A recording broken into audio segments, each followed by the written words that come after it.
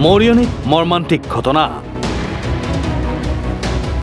মৃত্যু এটাৰ পিছত আনটো বহু ধৰণৰ মৰিয়নীৰ নগাধুলি চাহ বাগিচাত অঘটন মৰিয়নীৰ নগাধুলি চাহ বাগিচাৰ জেঙুনি মৰাণ গাঁৱত সংঘটিত হৈছে এই অঘটন এটা এটাকৈ 7টা গৰুৰ মৃত্যু কীটনাশক দ্ৰব্যৰ ফলত মৃত্যু গৰুকেইটাৰ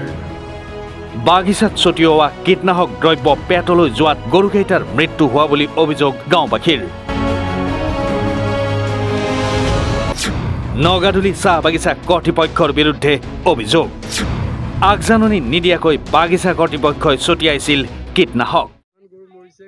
8টা গৰু মৰিলে আমি বিচাৰিলো সব মৰা পালো এতিয়া আমিতো খেতি কৰিব লাগে এতিয়াতো আমি খেতি কৰিবলৈ মানুহ লাগে এতিয়া গৰু নহলে কেনেকৈ খেতি কৰিম কিমান গৰু মৰিছে 8টা গৰু মৰিছে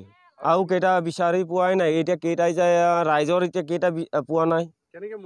কেনেকৈ মৰিছে কি দৰৱ মাৰিছে এতিয়া ওলাব লাগিব কি দৰৱ মাৰিছে আমি ক'বলৈ নোৱাৰো নহয় গৰু মেলি আছে ঢেৰ মানুহ তেতিয়া খেতিৰ দিনা এনেকৈ সোমাই গ'লে এটা গৰু পটককৈ মৰি গ'ল মই কি কৰিম বহুত গৰু মৰিলে গায়ে পোৱালি হালোৱাই মৰি গ'ল এইটো নগাধুলি নাই দিয়া নাই কোৱাই হেঁতি আমাৰ মৰিছে হাল বোৱা বালু কালি আৰু মেলি দিলোহে পুতুককৈ বেছি টাইম নল'লেগে আৰু সোনকালে মৰি গ'ল কেনেকৈ বাম এতিয়া বোকা মাটি আছে কুঠিয়া তুলি দিলোঁ কালি ৰুবই লাগে আজি হাল বোৱাই নাই নিজৰ গৰু মৰিলে কি কৰিবি কি কৰিব এতিয়া বাগানৰ মানুহ অহাই নাই এতিয়া দৰৱ দি গুচি গ'ল বেয়া লাগিছে তো এতিয়া কালি ৰুবলৈ দিম এতিয়া পইচা নাই পাতি নাই কি কৰিম আমি আমাৰ গাঁৱত মৰিছে ইয়াতেতো 7টা সেইফালে সোণাজুৰি ফালে কেইটা মৰিলে সেইটোতো নাই দেখা এই মৰি গ'ল নাইকিয়া হৈ আছে ক'ত মৰিলে বিচাৰি পোৱা নাই গৰুবোৰ আৰু চাহে এইকেইটাও চাই এই বাবুকেইটা আহে মানুহকেইটা আহে এহেঁতিতো কৈ দিব লাগে ইমান গৰু থাকে যে দৰৱ দিন দিয়ে সেইকেইটা তহঁতি বান্ধিবি কৈ দেখিলেও নাই এতিয়া এই গাঁওখনৰ উপৰি আন চুবুৰীয়া গাঁৱৰ বহু গৰু ছাগলী সন্ধানহীন হৈ থকাৰ অভিযোগ এই গৰু ছাগলীসমূহ ক'ৰবাত কীটনাশক খাই মৰি পৰি থাকিব পাৰে বুলি আশংকা গাঁওবাসীৰ এতিয়া খেতিৰ সময়ত গৰুসমূহৰ মৃত্যুত ডাঙৰ সমস্যাত পৰিছে কৃষকসকল ভাগি পৰিছে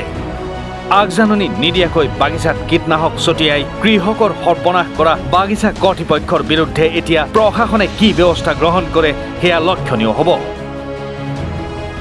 যোৰহাটৰ পৰা কংকনজ্যোতি শৰ্মাৰ ৰিপৰ্ট এনি ভাৰত 24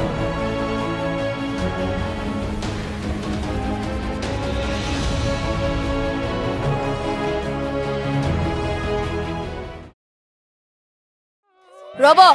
আপুনি যে এটা অপৰাধ কৰিবলৈ গৈ আছে আপুনি জানেনে এই নাবালিকা গৰাকীক এতিয়াই বিয়াত বহুৱাটো যে এটা অপৰাধ আপুনি জানেনে অপৰাধ কেনেকৈ